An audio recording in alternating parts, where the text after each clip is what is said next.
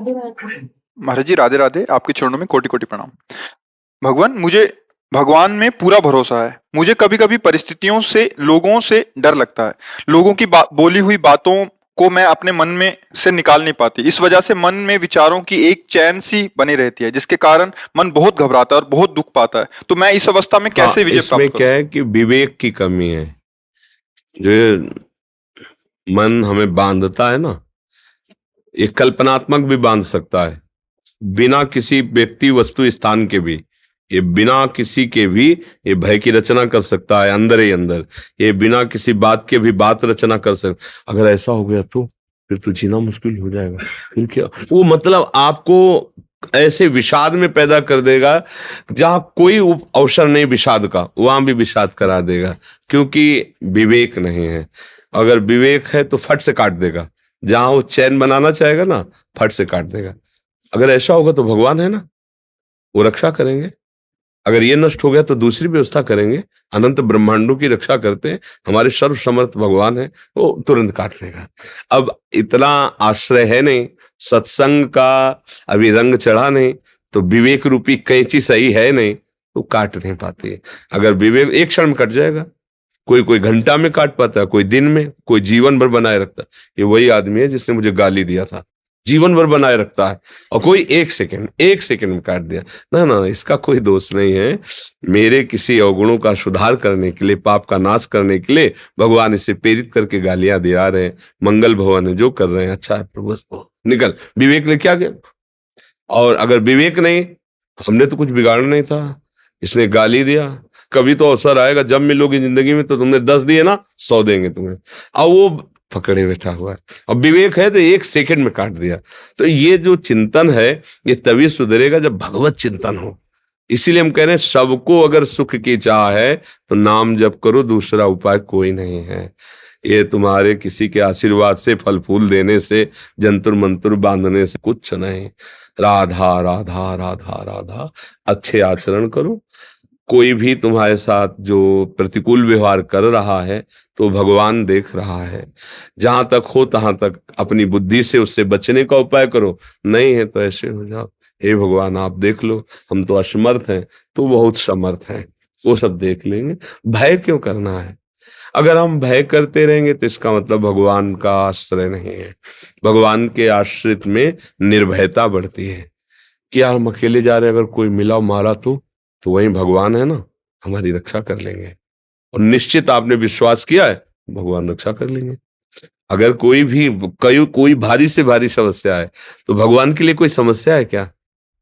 तो बस अगर भगवान का आपने आश्रय नहीं लिया, तो सब समस्या ही समस्या है। जिसको हम पति कहते हैं, प्राण प्रिय कहते हैं, वो ऐसी परिस्थितियों में उसकी बुद्धि हो जाती है कि अपने परिवार को जहर दे देता है। ऐसी परिस्थिति प्रकट हो जाती है कि जो प्रिय से प्रियजन है, वो संबंध विच्छेद कर लेते हैं। जिनके सहारे हमने जीवन काटने की कोशिश की, वही हमें छोड़ देते हैं। ये क्या है? फिर भय ही तो है ना। अगर भगवान का आश्रय, सामने भगवान का भाव करो, तो अगर ऐसी स्थिति भी आएगी तो आपने भगवान को पकड़ा है। जैसे मीरा जी के पति राणा जी का शरीर पूरा हुआ, तो उनसे कहा आप अपना सुहाग उजाड़ो। नहीं, हमने इनके लिए सुहाग भरा ही नहीं था, ये तो श्री कृष्ण के लिए था। हमारे गिरधर अविनाशी, इसलिए मेरा सुहाग अविनाश। बस तो कोई, अब बिना भगवान के आश्रय, मेरी जो हृदय की बात और संतों की बात और शास्त्रों की बात, बिना भगवान के किसी को स्वप्न में भी सुख नहीं मिल सकता, पक्का समझ लो। अब चाहे आप उसे स्वीकार करें या ना स्वीकार करें, इसमें आप स्वतंत्र हो। भगवान ने भी आपको स्वतंत्र इस विषय में किया है। अगर आप स्वीकार करो तो ठीक है, ना स्वीकार करो तो दूसरा भी भाग है, वो तो स्वीकार करना ही होगा। अधर्म आचरण करोगे, उसका दंड मिलेगा आपको।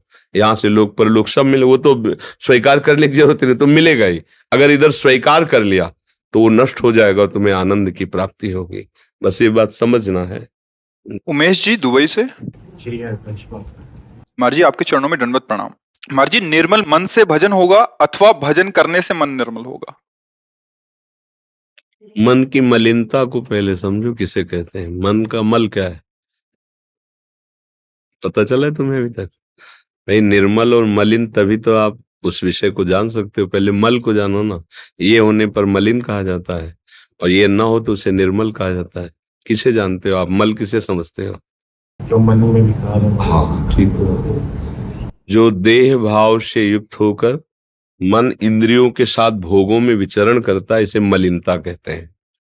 अगर वही धर्मयुक्त विचरण करे और नाम जप शुरू करो, तो फिर जपते जपते ये विकार नष्ट हो जाएंगे और मन इच्छा रहित हो जाएगा, संकल्प रहित हो जाएगा। संकल्प रहित मन को ही निर्मल मन कहते हैं।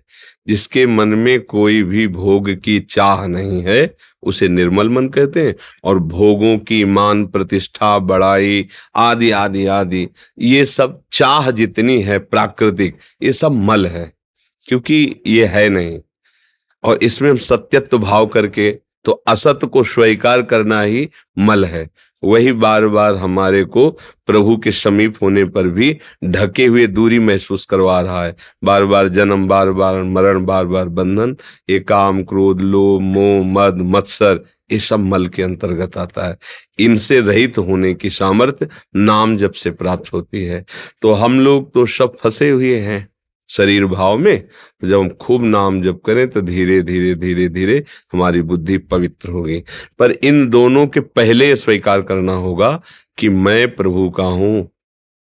ये सबसे पहले बात स्वीकार करनी होगी। अगर ये स्वीकार नहीं किया तो सब कुछ करते हुए भी निर्मलता आनी असंभव है, क्योंकि उसमें सकामता बनती रहेगी। जब मैं शरीर हूं और मेरे संबंधी हैं, तो साधन नाम का होगा और साध्य संसार होगा।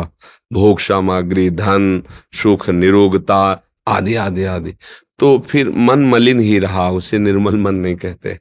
जब निर्मल मन उसे कहते हैं केवल सत्य वस्तु, सच्चिदानंद प्रभु की प्राप्ति की केवल चाह, सब चाहे खत्म हो गई। अब वो निर्मल जनमन सो मोह पावा, मोह कपट छल छिद्र न भावा। बस ये है, फिर वो मन निर्मल हो जाता है। मैं प्रभु का हूं जैसा भी हूं, और खूब नाम जप, और जो निषेध किया गया है उसे ना करे, तो धीरे धीरे मन हमारा शांत हो जाएगा, निर्मल हो जाएगा। तो जैसे निर्मल जल हो और हलचल रहित हो, तो उसके नीचे की वस्तु दिखाई देती है ना, ऐसे ही मन के तह में जो विराजमान तत्व है वो आत्म तत्व, वो भगवान है। वही समझ में, तभी भगवान ने कहा इंद्रियाणाम मनस्यास्मि। तो जैसे जल गंदा हो और चंचल हो, तो उसकी तह में जो वस्तु विराजमान वो हमें समझ में नहीं आती है। तो ऐसे ही मन निर्मल हो जाने पर फिर किसी को कहने की जरूरत नहीं, वही परमात्मा साक्षात्कार उसे हो जाता है। जी केशव गोस्वामी जी हरिद्वार से। राधा राधा। जी जी। महाराज जी, अखंड भजन या अखंड स्मृति जिसको सभी संतों ने सर्वोच्च अवस्था माना है, देव ऋषि भी नारद जी ने भी जिसको अव्याव्रत भजनात् कहा है, वो अवस्था आपके अनुसार कैसे प्राप्त हो? तदर्पिता अखिलाचारिता, देवर्षि नारद जी। तदर्पिता अखिलाचारिता, सारे आचरण भगवत समर्पित होने चाहिए। सारे आचरण तो उसमें आ गया आपका अंतःकरण भी, आपका कारण शरीर भी और स्थूल शरीर भी। इसको सूक्ष्मता से समझो। स्थूल शरीर के द्वारा बाह्य क्रियाएं होती हैं, और क्रियाओं के पहले अंतःकरण में संकल्प और चिंतन होता है, और संकल्प और चिंतन स्वभाव के अनुगत होता है। स्वभाव को कारण शरीर कहते हैं, अंतःकरण को सूक्ष्म शरीर कहते हैं, पांच भौतिक शरीर को स्थूल शरीर कहते हैं। समझ रहे ना? जब हमारे को यह निश्चय हो गया कि मुझे प्रभु की प्राप्ति करनी, हम इनको नहीं ले रहे, ना स्थूल न सूक्ष्म न कारण। सोहम तवाश्मि शरणम तवाश्रिता, सोहम तवा। अरे मैं तो भगवान का अंश हूं, मैं तो नित्य प्रभु का जन हूं। भूल गया मैं तो, अपने को शरीर माना, अपने को संसार माना। पहले स्वीकृति हुई मैं की, मैं प्रभु का। अब स्वभाव हमारा बदलेगा, ऊपर से बदलना शुरू होता है, स्वभाव बदलेगा। तो अंतःकरण का संकल्प विकल्प अब बदलना शुरू हुआ, तो बाहर की क्रियाएं जितनी है वो सब बदलनी शुरू हो गई। प्रभु का जन होकर के मैं ऐसा कार्य कैसे कर सकता हूं? चिंतन बदला, क्रिया बदली। तो तदर्पिता अखिलाचारिता, जितने आचरण वो सब प्रभु की प्रसन्नता के लिए हो गए। श्री कृष्ण अनुकूलेन प्रतिकूलस्य वर्जनम, कोई भी प्रतिकूल आचरण नहीं। अब बचा क्या? केवल भगवान का चिंतन, केवल भगवान। अखंड स्मृति का मतलब केवल बराबर माला चलाना नहीं होता, एक एक वृत्ति। जैसे गोपांगनाएं, जो हमारे ब्रज की गोपीजन है, घर लीप रहे हैं, वो हार रहे हैं, ओखली में धान कूट रहे हैं, आटा पीस रहे हैं, भोजन बना रहे हैं, गाय दूह रहे हैं, कर तो ये सब क्रियाएं रही बाह्य व्यवहारिक गृहस्थ की, लेकिन चित्त वृत्ति मुरारी पादार्पित चित्त, एक एक वृत्ति कृष्ण में लगी हुई है। यह अखंड स्मृति, ये है महाभागवत। आज तक कोई ऐसा भक्त नहीं हुआ जिसने गोपी चरण के रज की वंदना न की हो। जब ब्रह्मा शंकर उद्धव आदि करते हैं तो इनके नीचे ही सब भक्त रहते हैं। त्रिभुवन में कोई भक्त गोपी के समान नहीं है। भीष्म पितामह जी का जब भीष्म स्तव अंतिम समय, तब वो प्रभु से प्रार्थना कर रहे हैं, हे गोपी वल्लभ, जो आपने गोपी जनों को सुख प्रेम प्रदान किया, अब अंतिम समय है, मेरी बुद्धि कुंवारी रही, आज तक किसी का वरण नहीं किया आपके सिवा, आप इस मेरी बुद्धि रूपी कन्या का वरण कीजिए। और मतलब अंतिम समय गोपी जनों का स्मरण कर रहे। नारद आदि उद्धव आदि ये सब गोपी चरण वंदना करते हैं। ऐसा अनुराग, एक एक वृत्ति कृष्ण में, और केवल कृष्ण के लिए सारी चेष्टाएं हो रही।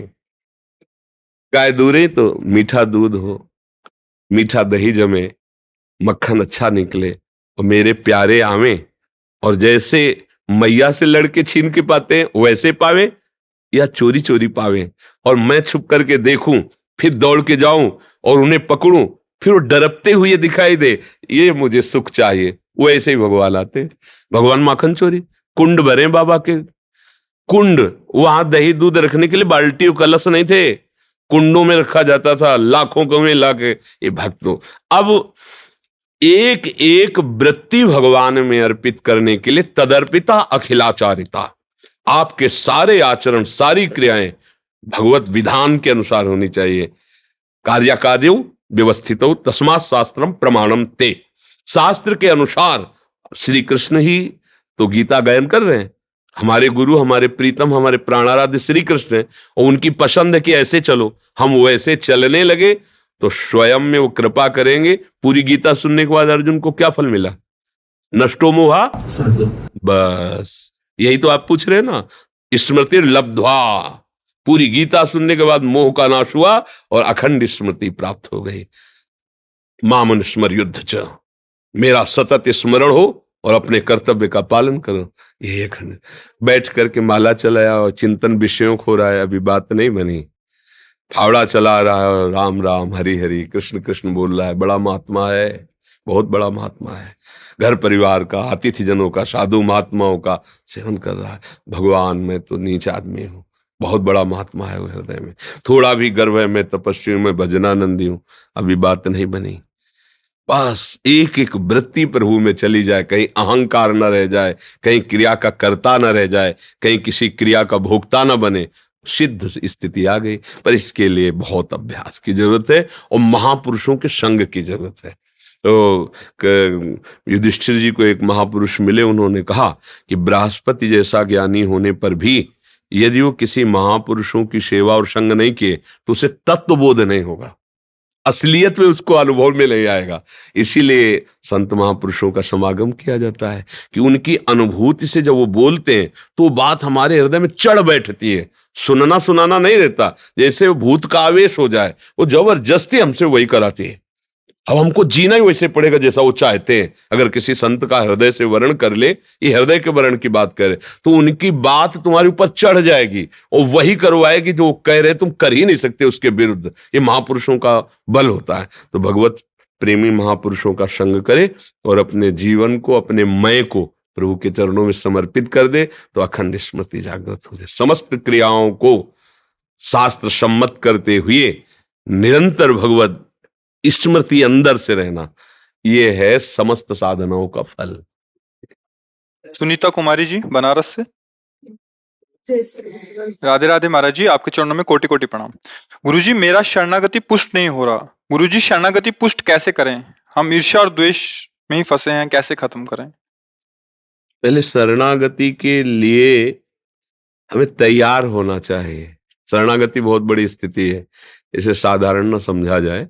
शरणागति एक बहुत बड़ी स्थिति है। शरणागति और भगवत प्राप्ति ज्यादा दूर की बात नहीं है। शरणागति प्रारंभिक वचन से शुरू होती है हे नाथ हे कृष्ण मैं आपका हूं, ये वचन से। पर इतने ये एक मतलब 1% से शुरू हुई है, पर हमें जाना 100% तक है।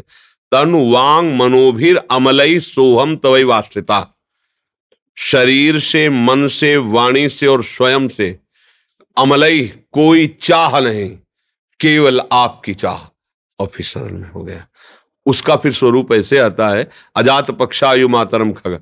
जैसे जिस बच्चे के पंख नहीं निकले, घोंसले में बैठा है, अब वो कुछ कर नहीं सकता, केवल बाट जो होता है अपनी मां की, वही मुंह में जल लाएगी, उसके डालेगी, वही दाना डाले। यह है शरणागति का असली स्वरूप। अजात पक्षायु, केवल प्रभु की चिंतन में एकदम एक, कोई दूसरा उस बच्चे में दूसरा कुछ नहीं। वो केवल चिल्ला सकता है माँ माँ माँ, तो चिल्ला सकते हैं राधा राधा राधा, कृष्ण कृष्ण कृष्ण, बस दूसरा बल नहीं। अभी क्या है, ईर्ष्या द्वेष काम क्रोध मोह मद मत्सर। तो अभी शरीर मैं हूं और भोग सामग्री मेरी है और भोक्ता मैं हूं। और अगर हम शरणागति लेते हैं तो भगवान इसकी सुरक्षा करें और बढ़ावें, मेरी भोग सामग्री बढ़ावें, मेरे शरीर और भोग सामग्री की सुरक्षा करें। तो जय हो आपकी नाथ, क्योंकि मैं आपकी शरण में हूं। ऐसा है ना, इसे शरणागति का अभी स्वरूप ले कहते। ये अभी साधन भगवान को मान लिया और साध्य विषय मान लिए। जब साधन और साध्य दोनों भगवान हो जाएंगे, तो जब बहुकाल करी सत्संगा तबई होए सब संस। दो प्रकार का सत्संग वर्णन किया गया। एक जो विषयों में आसक्त जीव है उसके लिए है कि जब बहुकाल करी सत्संगा तबई हो सब संशय। और एक है जिसने निश्चय कर लिया है, भले विषयी रहा है, निश्चय कर लिया कि अब इस जन्म में मुझे भगवत प्राप्ति शीघ्र से शीघ्र करनी है, तो फिर ये तात स्वर्ग अपवर्ग सुख धरी तुलाए कंग तुलनताए सकल मिल जो सुख लव सत्संग। किसी महापुरुष का मिलन हुआ, तत्काल शब्द गया अंदर और आग पैदा कर दी। अब साधन नहीं, अब रोना शुरू। बिन रोए किन पाइया प्रेम प्यारा मीत, रुदु सुशरम राजन कृष्ण दर्शन लाल। वो अब वो बहुकाल सत्संग की जरूरत उसको नहीं है। अब वो तो अंदर से आग पैदा हो गई, जैसे चिंगारी थी और थोड़ा पेट्रोलियम उसमें पड़ गया, भम्म से एकदम शुरू हो गए। तो अपने को पहले नाम जप और गलत आचरणों से बचने का पहला काम करना चाहिए। शरणागति की तैयारी है ये, कि हमको कोई गंदा काम का परिचय बताने की जरूरत नहीं। सबके हृदय में भगवान बैठे, सबको पता है ये नहीं करना चाहिए। जो विशेष विशेष गंदी बातें हैं सबको पता है कि ये नहीं करना है। अंदर से आता है ना, ये गलत से ठीक नहीं है।